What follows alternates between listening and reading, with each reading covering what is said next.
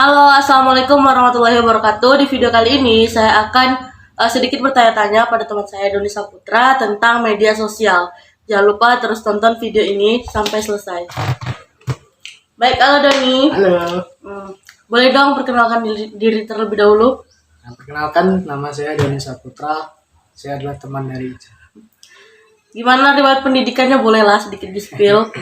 Alhamdulillah baru lulus dari sekolah vokasi di satu Institut Yogyakarta. Keren kali, beasiswa bos. Baik, langsung aja ya kita tanya-tanya mengenai media sosial sama Doni. Menurut Doni tuh media sosial tuh apa sih gitu lah? Karena kan banyak gitu macam-macam orang mandang media sosial tuh gini.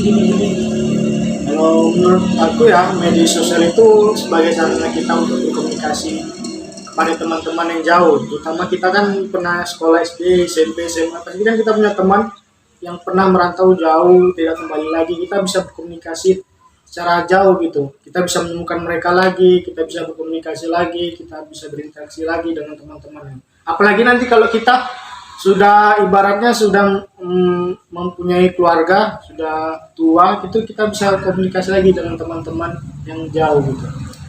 Oh, itu tadi media sosial menurut dari Doni. Nah, ternyata media sosial ini juga bisa menyambung komunikasi dari handphone misalnya untuk teman-teman kita yang jauh atau teman-teman lama kita yang udah lama nggak ketemu.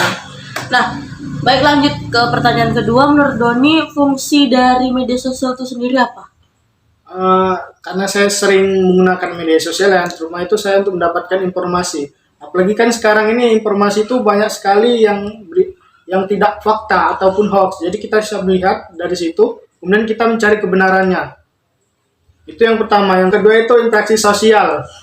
Tapi interaksi sosial dengan orang-orang yang jauh, tapi tidak memungkinkan kalau kita interaksi dengan teman dekat. Kalau teman dekat kan nggak mungkin kita media sosial sebelah pakai media sosial, harusnya kita berinteraksi langsung gitu. Kecuali mager ya baru pakai Iya. media sosial gitu. Kemudian pertanyaan ketiga nih, lanjut. Kita masih pertanyaan-pertanyaan yang sangat-sangat menyangkut oleh media sosial. Kemudian itu kelebihan dan kekurangannya nih selama Doni pakai media sosial, apa kelebihannya, terus apa kekurangannya gitu. Yang pertama, kita mendekatkan yang jauh, artinya kita bisa berkomunikasi dengan orang yang jauh yang pernah kita kenal tapi dia jauh dengan kita. Itu yang pertama. Yang kedua, kita mendapatkan informasi yang langsung dari sumber pertamanya, dari website berita-berita online. Kita bisa mendapatkan informasi dari sana dan tidak harus kita membuka televisi untuk melihat berita-berita tersebut. Itu dampak positifnya. Dampak negatifnya yang pertama itu kita rasanya menjauhkan teman yang dekat, ya kan? Menjauhkan teman yang dekat. Nih umpamanya gini, kita nongkrong sama teman, kita duduk, tapi mata itu ke layar HP semua, itu menjauhkan teman. Benar sih, benar. Yang kedua, terkadang kita terkecoh sama berita-berita ataupun informasi dari media sosial yang hoax, sehingga kita terpancing untuk menyebarkannya di grup-grup WA ataupun di grup Instagram gitu. Ya udah banyak juga ya selalu menyebarkan berita hoax padahal dia belum tahu kebenarannya gimana. Masih katanya tapi udah disebar. Baik, itu tadi 3 pertanyaan utama yang saya siapkan untuk Doni di video kali ini. Kemudian saya akan bertanya lagi, tapi kemungkinan mengenai media sosial di diri sendiri. Baik, media sosial yang biasa Doni pakai nih apa? Dan kenapa memilih media sosial itu? Yang paling udah lama itu ya itu Facebook, ya. Yang kedua itu Instagram, ketiga itu WA. Yang keempat itu YouTube. Dari keempat ini yang sering itu Facebook, WA sama Instagram.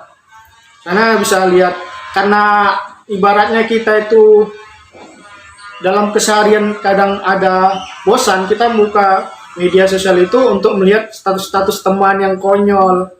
Ibaratnya yang ada yang patah hati, Lengkap yang ya senang, semua di yang situ. bucin, lengkap semua. Jadi kita, oh iya ini.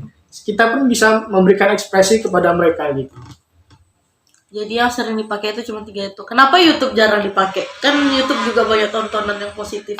Ya, karena di dalam Facebook ataupun Instagram itu udah ada video-video pendek untuk melihat ibaratnya Trailernya lah ya. trailernya gitu. Jadi kita tidak perlu lagi melihat yang panjangnya di YouTube.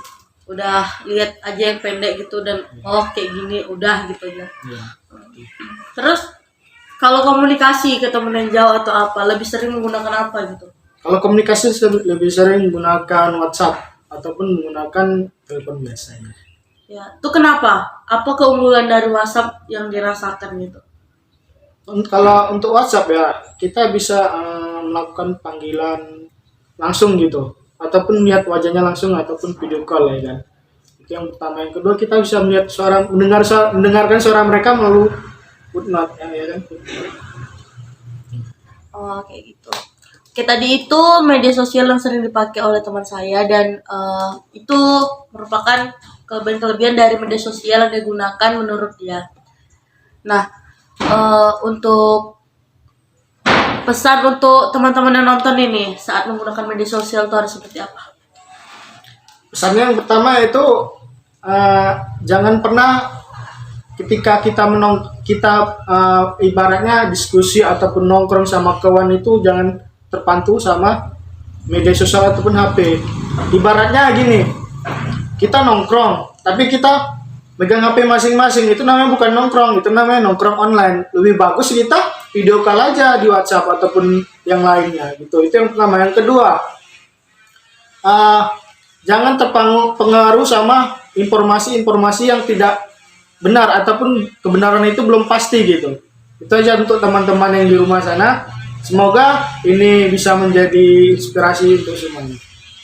Oke, baik.